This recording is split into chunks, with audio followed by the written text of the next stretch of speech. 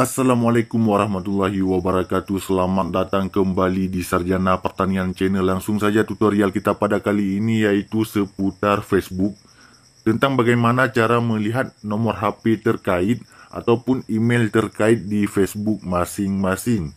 Nah, langsung saja kita buka aplikasi Facebooknya. Nah, banyak sekali kasus yang memang ya begitu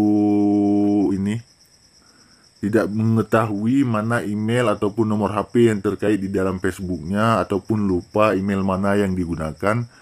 Nah, langsung saja klik di pojok kanan atas di garis 3 untuk kita melihat email ataupun nomor HP terkait di Facebook yang kita gunakan ini. Klik di pojok kanan atas di garis 3, scroll ke bawah ya, ini tampilannya, scroll ke bawah sampai muncul tulisan pengaturan dan privasi ini. Klik saja pada pengaturan dan privasi. Kalau sudah, kawan-kawan pilih pengaturan ya.